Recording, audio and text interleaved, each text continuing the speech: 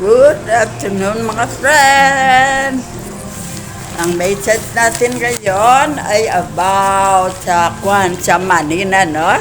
About na money naman ang ating message ngayon, no? Ano ang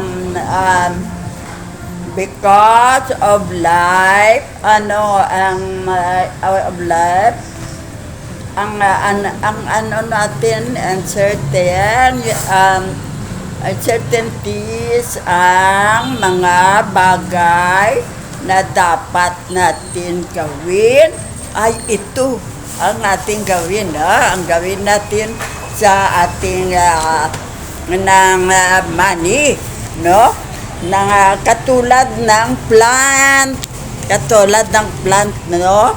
ng more na hindi tayo hindi dapat ang kontento na tayo sa puno kung ang ating may mamamatay, no? Ang tanim natin ay may mamamatay. Dapat magtanim tayo ng marami. Ano ang ibig sabihin yan? Kung sa money, ang ibig sabihin, kung magnegosyo tayo o kung mag-invest tayo, no? Kailangan hindi lang isa, no? Hindi lang isa, no? Kailangan may iba pa tayong negosyo, no?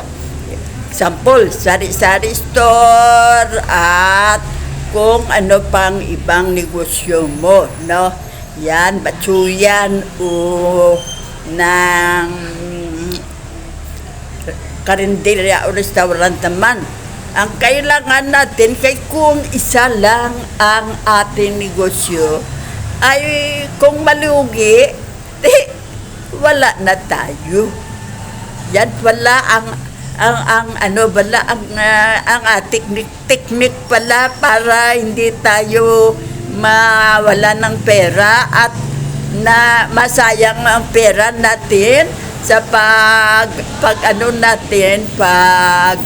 ng negosyo natin sa isa lang, no? Sari-sari store. Maraming sari-sari store, ilan ang napunta sa iyo, kaya yan nalugi ka. Kaya ang advice sa atin, hindi, kung kaya mo, hindi pwede isa lang ang negosyo natin, no? Kailangan isa, dalawa o tatlo. Maski tatlo na lang kay daw hindi natin kaya ang sobra pa. Napakadali lang yan.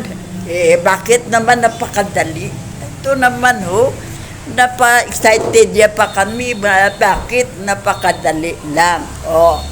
Kundi umpisahan natin sa isa. Yan ang ating gawin. Ang ating ipon, may ipon tayo, no? Yan lang kung kaya natin 300, kung kaya natin 600, 600 natin. Kailangan yan 600 ang kailangan natin na iipon natin. Bakit? Para mag 1 year, may 216,000 na tayo. Patayo na tayo ng dalawang negosyo na ang natin kung ano lang makaya ng 108, no? 108,000 o 120,000, kaya dukangan natin yan sa ating perang na hindi sa ipon natin. Yan ang gawin natin. Napaka-easy lang pala. Para malugi ang isa, may dalawa pa tayo negosyo, no? Kaya kailangan ay maano tayo, magnegosyo muna isa. Pagka nakaipon ka na ng 600 every day, na sa dalawa pag next year, no? Pagka next year, dalawa na ang inegosyo natin, no? O tatlo na. Umpisa lang sa isa, nagtatlo na siya, no? Kaysa ipon natin 600 per day. Kay 216,000 ang pera natin. Kung dagdagan mo ng 100, kung may hiraman ka, ng 50-50 siya, na siya, no? Malaki na ang ating kapital. Kaya yan ang gawin natin. Ang technique natin, no? Kaya ang ating message sa ngayon, like a plant na kung mapatay ang plant natin na isa lang, wala na tayo, no? Kaya kailangan marami ang plant natin. Pero katulad din yan pala ng ng money, no? Kung magnegosyo ka isa lang at kung malugi, wala na, no? Kaya kailangan ang tatlo, no? Tatlo ang atin umpisahan natin sa isa lang, no? Isa lang nang iipon natin 600 per day. Pagka 1 year, tatlo na ang negosyo natin. Wow! Madali lang pala ang taktika natin pala, no? Napakadali lang. Madali lang ang 1 year, 12 months lang. Baka 12 months. Maligaya ka na, kay tatlo na ang negosyo mo. Mag-ano ka na, nag-survey ka na kung ano ang wala dyan sa barangay nyo o kung saan naglagyan mo ng negosyo na wala kang kompetensya. Kung pero kailangan ng mga tao dyan sa barangay nyo. Kaya kung sa barangay nyo ka negosyo, kaya yan ang gawin natin, napakadali lang pala, no? At nabuti na laman natin sa atin message ngayon na na hindi pala okay na isa lang ang inegosyo natin. Kaya kung malugi, wala na tayo. Stop na tayo negosyo, kaya wala na tayong kapital.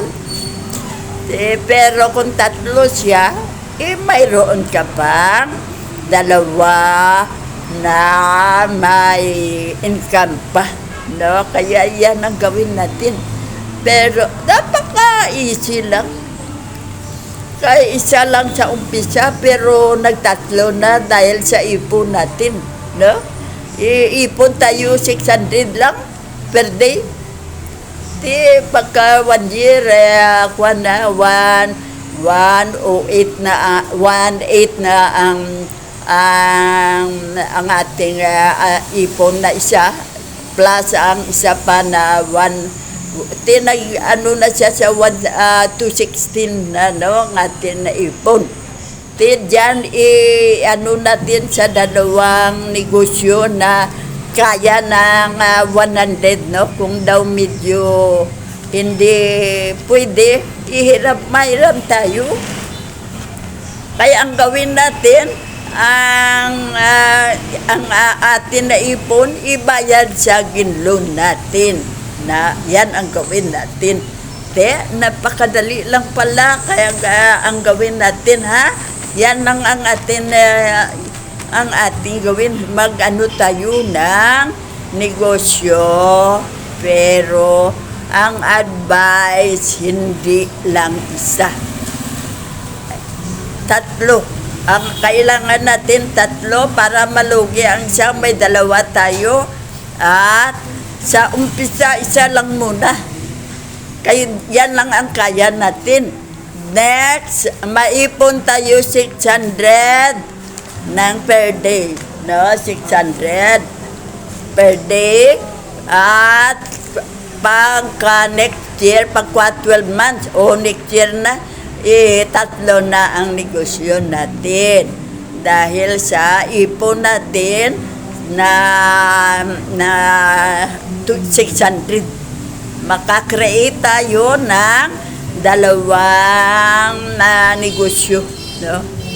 Yan ang ating gawin. Yan, may ano na tayo, may may ideya na tayo na yan pala hindi pwede isa lang ang ating negosyo. Noon sa atin isa lang ang negosyo natin. Hindi ko na analisa na kung malugi wala na tayo. Kaya ito ang gawin natin. Katulad ng tanim o plant na kung mamatay, wala na. No? Wala na. Kaya kailangan magtanim ka ng marami. Di katulad ng negosyo natin, magnegosyo ka ng marami. No? Yan. Pero sa analisa ko, ang kaya natin umpisa pa lang, 3 lang. Pero napaka-easy naman. Bakit naman? Napaka-easy lang always. Hindi ka 3 na ang atin ipunin. Kung gusto nyo magnegosyo sa ibang lugar, sa ibang barangay,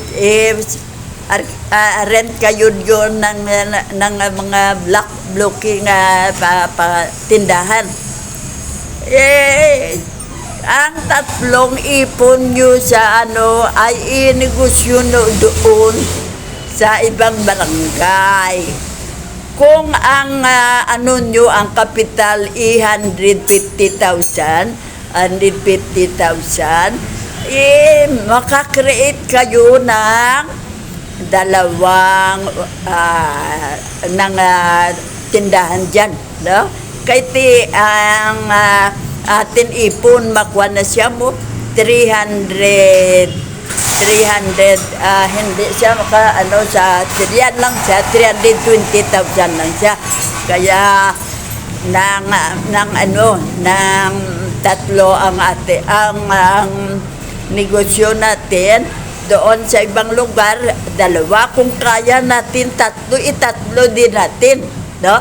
Napakadali lang siya magdami, no? Madali lang magdami ang negosyo natin. Kung ganyan pala ang gawin natin, na like plant pala, tayo, magdami tayo ng negosyo. No? Kaya kung mamatay na ang ilan natin na mga gitanim, wala na tayo. Matanim naman tayo na matagal naman siyang lumaki, hindi naman natin pakinabangan agad. No? Like mag-plant tayo ng banana, ilang 1 year o pila ka taon pa na kag natin ang tadakya, matagal pa kag natin. Kaya katulad ng plant na kung malugi, wala na tayo. Kaya yan ang example natin. Sa ngayon, yan ang gawin natin sa negosyo, no? Isa muna. Pagka 1 year, 3 na. Sa 600 na ipon natin. O pagka 1 year, kung gusto mo 2 lang, 150, pwede na sa ating ipon na 320,000 o 25,000. Kaya yan ang gawin natin naman.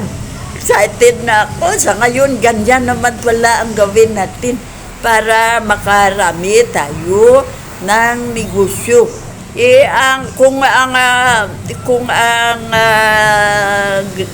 ano naman natin, ang ipon naman natin, napakarami na. Kaya 6 years o 3 years, millionaire na tayo. Yuhu, palakpakan, no? Yan, ang gawin natin. Kay 1, 2, 3, 4, 5, 6. Ang 6 katag 100. Pagka ang ating kwan, ang ating 1 year 600 abi. 600 times mo ilan 1 million siya, ilang taon, 3 years o hindi na 6 years o ano, hindi ko alam. Yan, napakadali lang mag-millionaire. Ito lang palang solusyon natin. Napakadali lang pala, no?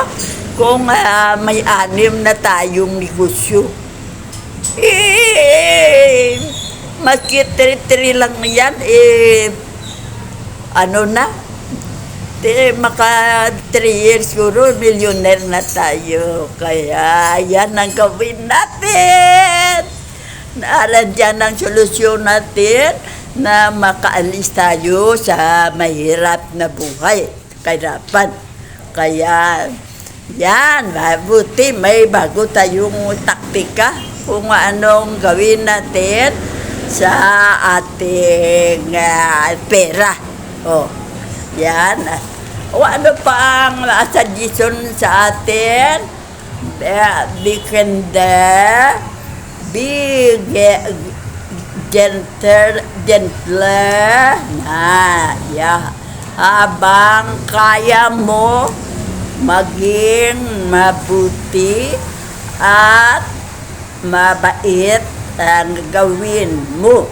Ayan naman, sa behavior naman natin na kung hindi tayo bad tayong behavior, baguhin natin, no? Na maging mabait tayo.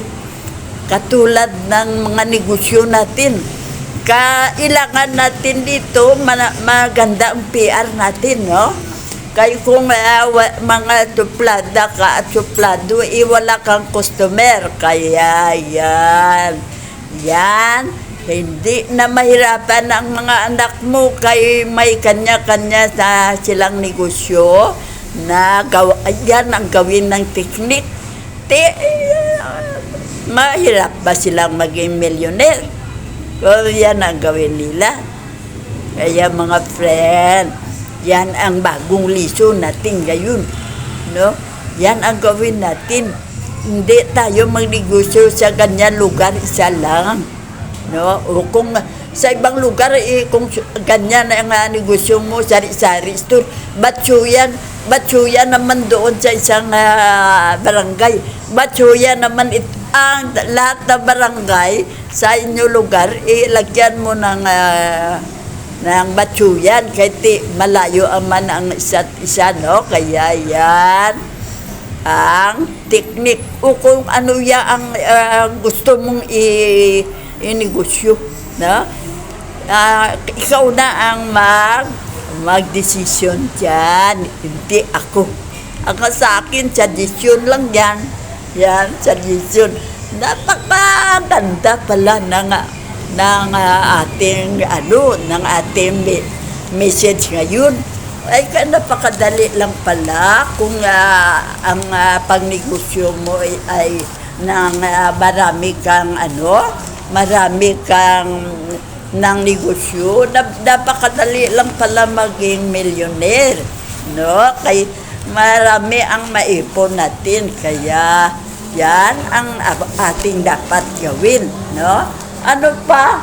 Ng 45 and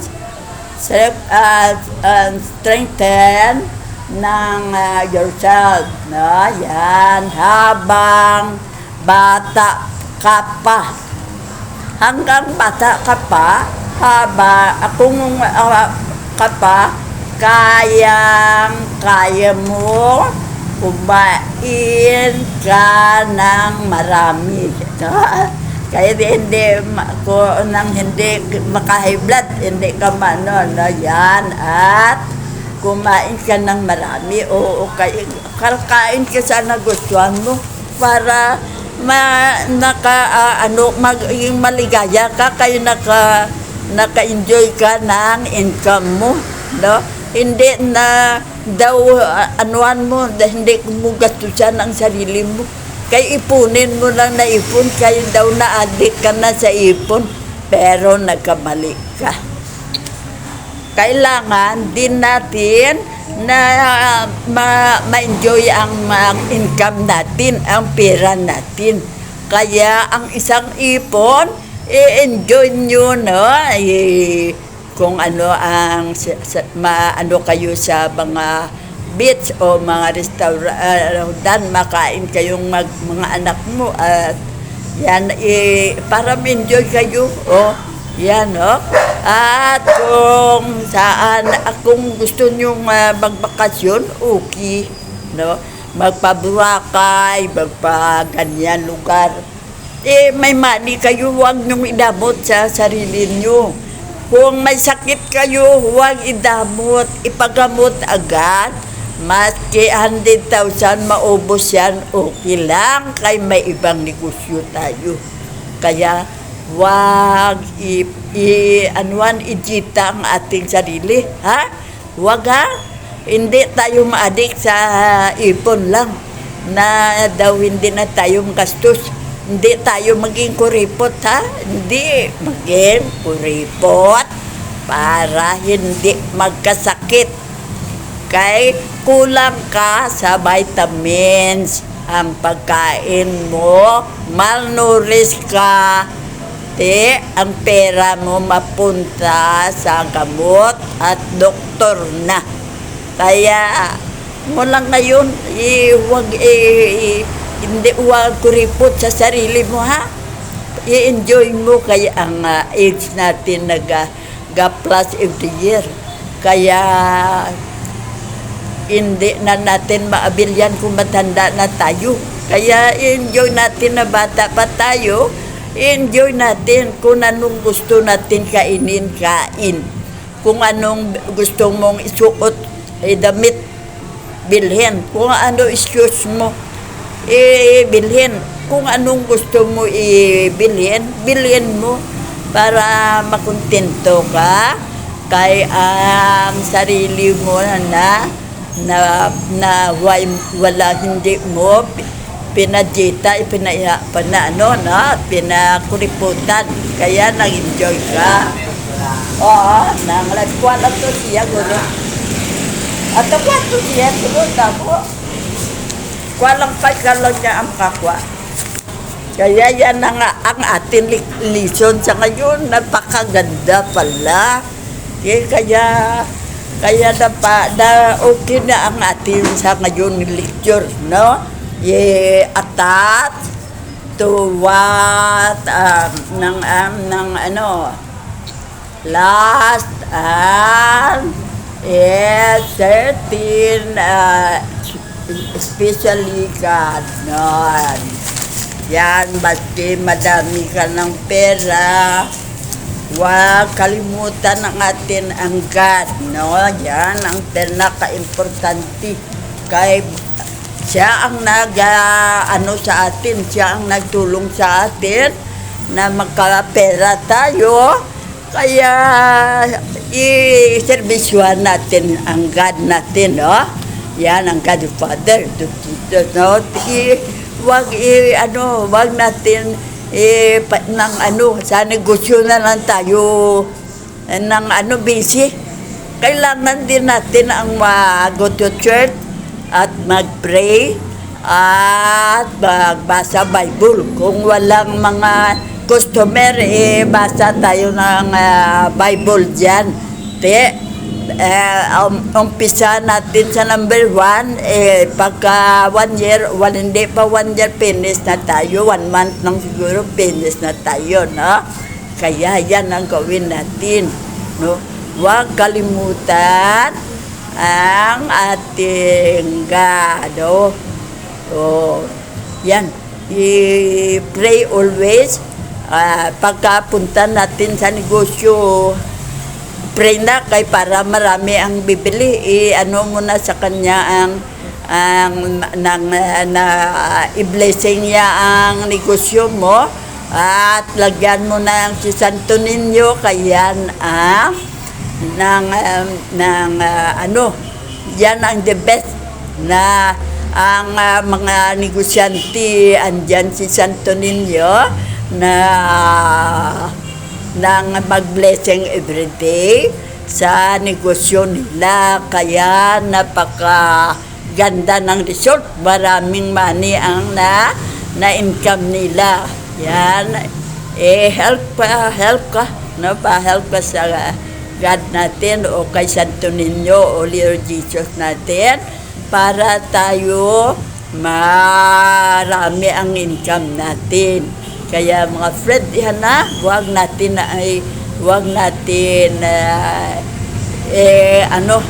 hindi mag-pray. I-pray day, pray tayo. At natin diyan ang ating money, i-equal natin nang tayo na kung ano ang gawin natin sa money natin. No?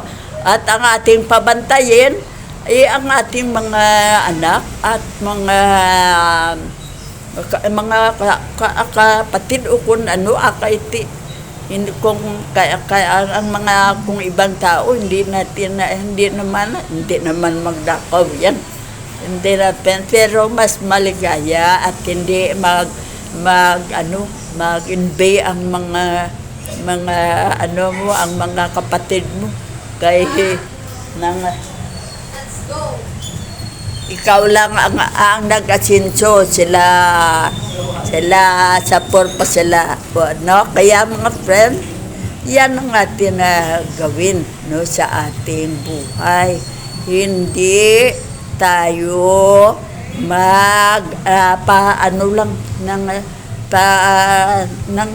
patamad-tamad lang na yan lang balang ideyahin natin daw hindi pa tayo mag-umpisa sa pagnegosyo na madali pa lang pala. Okay na ha? Malakat ka? Sige mga friend, mapunta na kami sa Bacolod sa SS at sa para makuha ko ang aking money na 10 at 20,000 ha mga friend kaya hanggang dito lang muna natin ng message. Thank you, I love you. Sige na, kaya alis na kami. Doon na siya.